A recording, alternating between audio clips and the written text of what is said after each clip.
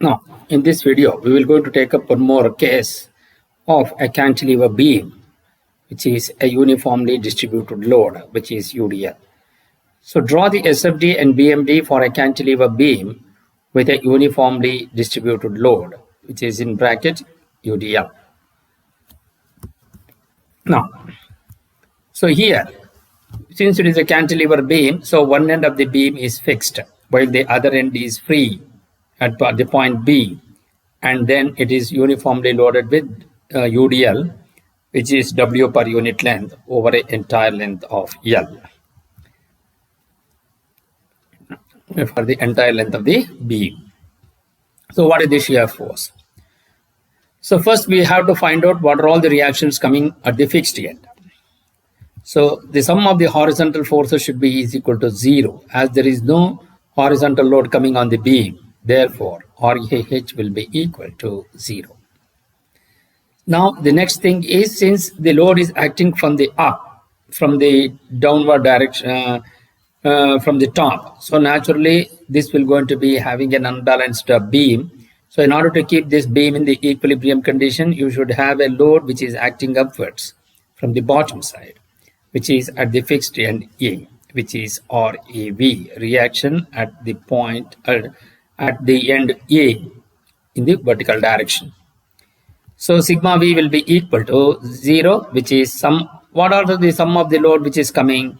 The load which is acting upwards is positive, so RAV minus the total load coming on the beam is the, since it is the uniformly distributed, so it is which is acting from the top. Then according to the convention, the load acting upwards is positive and the load acting downwards is negative, since it is the downward direction in which the load is acting, and since it is the uniformly distributed load over the entire length, so W per unit length, so W into L, so that is RAV minus small w into L, which is the length of the beam. Since it is a UDL, the load acting for the entire length of the beam multiplied by the length of the beam will going to give you the total load. So that is RAV minus W into L will be equal to 0. So therefore, transferring this WL into the right hand side, so RAV will be equal to W into small w into L. So that is the load, it is the uniformly distributed of W per unit length. So that will be W into L, which is acting upwards, is positive, so RAV is equal to W into L. Now we are taking the algebraic sum of the moments will be equal to 0. So what is that?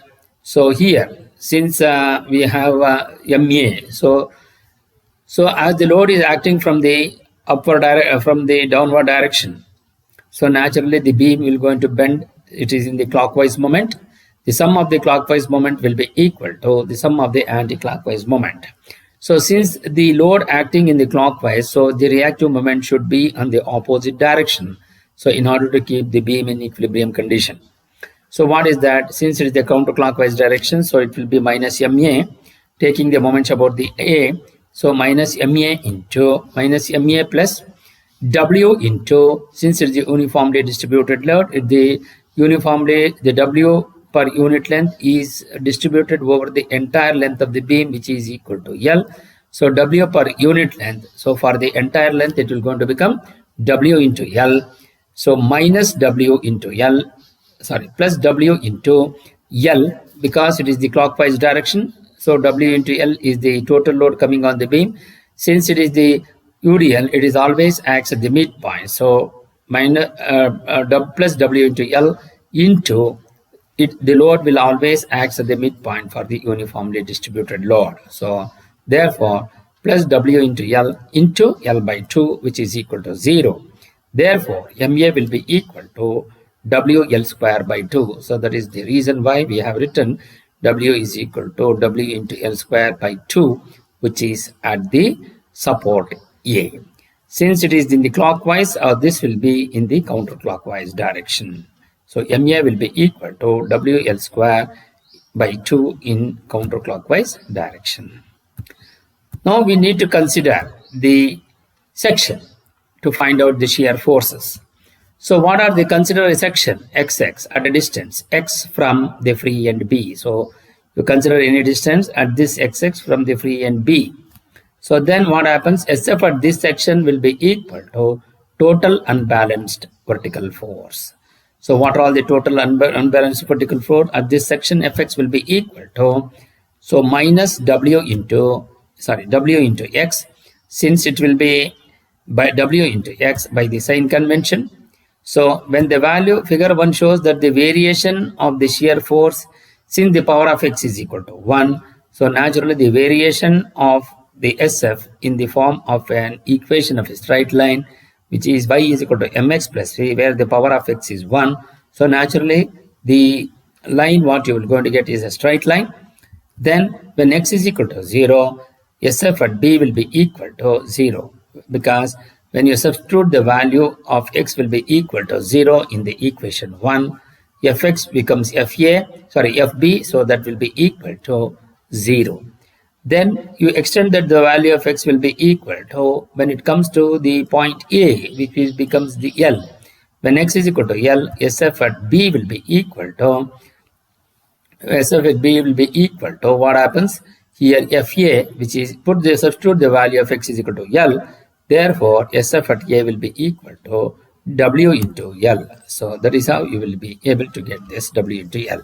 So when you plot this, SF at B will be equal to 0, SF at A will be equal to plus W into L. So you mark this point. Since the variation, since the power of x will be equal to n, therefore the variation of the shear force from the point B to point A will be always be a linear line. So you join between this point B and this W into L, so that you will be able to draw the shear force diagram. So what is the position of the Fx at the section XX? So Fx will be equal to W into x. So from here to here, it will going to be the Wx.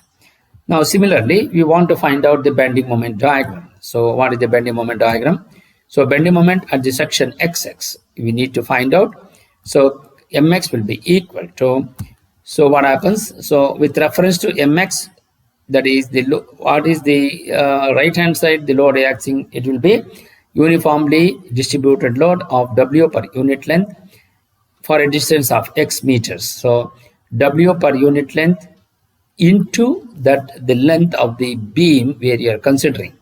So that means equal to W into x.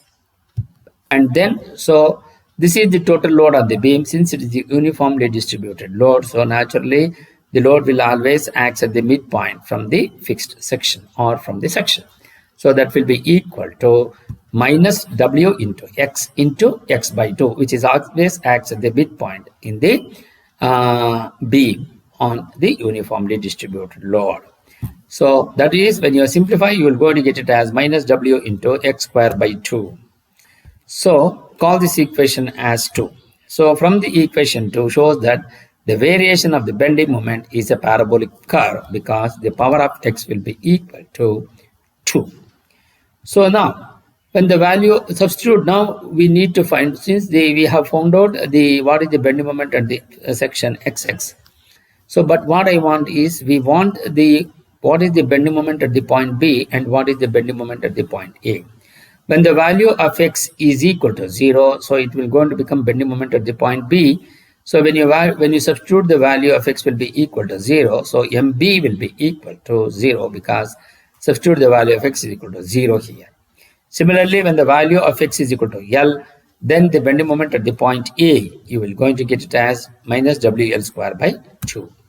So that is how you will be able to get the minus W into L square by 2. This is on the bending moment. So here, when the value of bending moment at the value of A is equal to 0, you will going to get it as 0, and the value of bending moment at the point A is minus WL square by 2. So you will going to get it as minus WL square by 2. And since the power of x is 2, naturally you are going to get the nature of the curve will going to become the parabolic curve. So join between the point B and the point A here with a smooth parabolic curve by using a freehand. So what is the bending moment at the section XX? So in this section, bending moment at the section XX is W into X is the shear force into the distance is X. So you're going to get it at WX into X, the WX square. Since the UDL always acts at the midpoint of the beam, so since we have taken the section at XX, so naturally W into X by 2, so we're going to get it as WX square by 2.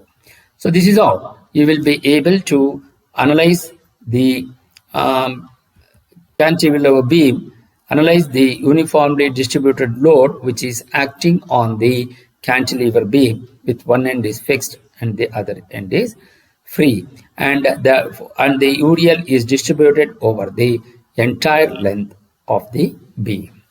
Thank you.